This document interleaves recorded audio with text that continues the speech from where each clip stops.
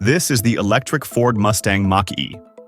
At the end of 2019, just 1 hour after its official announcement, orders exceeded 10,000. Even after more than a year of delivery delays, the number of orders in the US alone still remained above 32,000. By mid-2025, total sales had surpassed 300,000 units, making it Ford's most successful electric vehicle to date.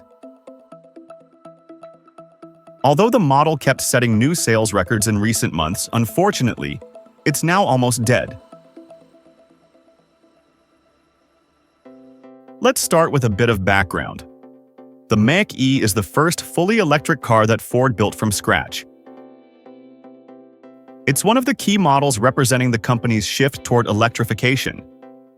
To make it a success, Ford not only gave it the legendary Mustang badge, but also assembled a joint engineering team from the US and Europe that reported directly to the CEO. This approach showed that Ford placed the hopes of the entire company on the Mach-E. And the mission was extremely ambitious: to compete with industry standards like the Tesla Model 3 and Model Y. In addition, it was meant to be part of Ford's global EV strategy, produced at the Chang'an Ford plant in China and exported to other markets. Now, about the car itself. If we look at the Mach-E simply as an electric vehicle, what kind of car is it? Although over the past 20 years Ford has failed several times with its mass-market models, the Mach-E leaves a very strong impression. First, the Mach-E is surprisingly normal. And believe me, that's a huge compliment. Because the most important thing about an EV is that it simply works, reliably, without bugs or annoying glitches. You don't want a driving mode with 5 nearly identical regenerative braking levels that feel exactly the same. You don't want automatic functions that work only half the time, as if the car had a mind of its own. And basic things like opening a window should be done with a normal button, not hidden deep in the touchscreen menu. This is where the Mach-E truly impresses. Everything is logical, well-designed, and convenient. The one-pedal driving mode is smooth and predictable. Turn it off, and the car behaves just like a gasoline one. While some controls are placed on the large central screen, most frequently used ones remain physical. Everything is where it should be. Second, it has excellent mechanical tuning. Even though the car weighs 2.2 tons, its handling, brakes, and suspension feel solid and well-balanced. Third, it comes very well equipped.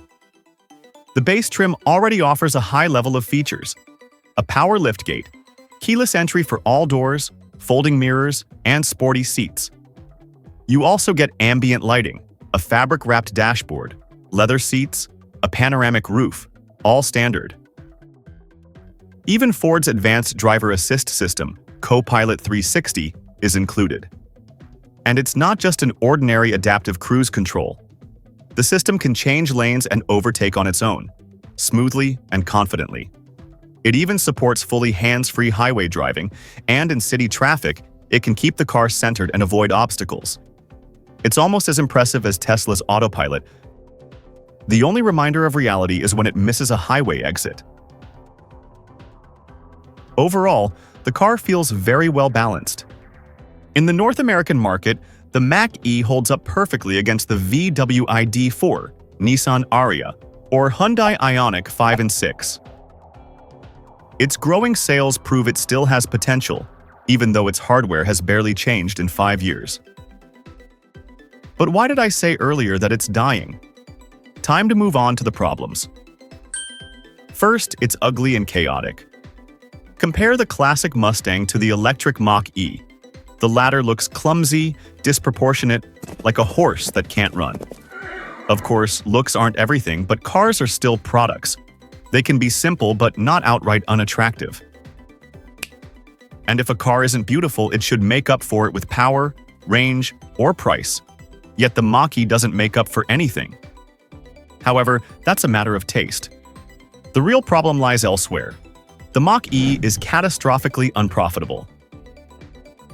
Ford has been making EVs for over 5 years now, and the losses keep growing every year.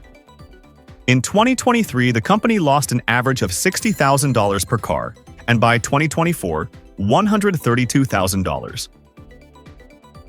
Meanwhile, the new Mach-E costs around $50,000. That means the company loses more than it earns on every sale. Losses like this aren't uncommon for automakers during the EV transition, but Ford seems stuck in this hole. Losses are rising, and progress is stalling. There are three main reasons for this. First, the weak supply chain. Since 2024, the Mach-E no longer qualifies for the $7,500 federal EV tax credit, and the F-150 Lightning only gets half of it. Why? Because the Mach-E uses Chinese cattle batteries, and the F-150 uses Korean SK batteries. Neither meets the Made in USA requirement. In 10 years since launching the project, Ford hasn't built a single joint battery factory, nor found a second supplier for backup. Second reason is uncontrolled costs.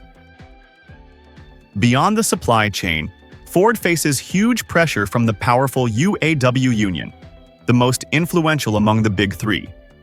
To reduce that influence, Ford stopped producing the F-150 and Transit in the US and moved Mach-E production to Mexico and China. When the Chinese plant halted production, the last cost advantage disappeared. Now, the company is literally begging suppliers to cut prices just to shrink its losses a bit. And the third is an inconsistent strategy. On paper, Ford was ready for electrification. But in reality, it lacked determination. Shareholders and executives weren't willing to tolerate losses comparable to investments in traditional cars. So every time problems appeared, the strategy shifted again. In 2023, Ford even clashed with its own dealers, deciding to move to direct online sales and imposing strict new requirements for selling EVs. That damaged trust. Dealers have always been Ford's backbone, especially in small American towns.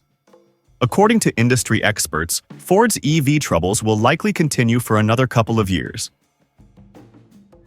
The company will probably revise its strategy, end the current Mach-E early, reduce its future EV lineup, and increase the share of hybrids. Originally, the first-generation Mach-E, based on the G11 platform, was supposed to end production in 2026 and be replaced by a new version on the G12 platform. But now, most likely, Ford will just keep selling the old model disguised as a facelift. Even so, Ford isn't going anywhere. It won't disappear like Chrysler. In 2024, despite massive EV losses, the company still posted a net profit of $5.9 billion. A bit less than General Motors' $6 billion. But for most Chinese automakers, that kind of profit is just a dream. However, Ford's results can't be called a triumph of management. For example, in 2023, operating profit rose 8%, but CEO Jim Farley's salary jumped 26%. The same goes for the leadership of the UAW. So Ford's profits don't come from management skill or product quality. In 2022 and 2023, Ford led the US market in vehicle recalls, and in 2024, due to transmission issues, the company recalled 550,000 F-150s in June alone. So why is Ford still making money? Thanks to the massive purchasing power of the US market. The US remains the largest and most profitable automotive market in the world. As long as this market stays protected and the domestic consumption cycle keeps working, Ford can survive for many more years. That's why, for Chinese automakers, the only way to survive and grow is to expand exports and conquer overseas markets. That will strengthen their position at home, boost competitiveness, and open new opportunities for China's entire auto industry. Japanese companies have already shown how this can be done. And returning to the Mach-E, in its first generation, its potential and the Mustang brand were wasted. Hopefully, in the second generation, Ford can bring back the true Mustang spirit. Thank you for watching. If you enjoyed this video, don't forget to like, leave a comment, and subscribe to the channel. Thanks again, and bye.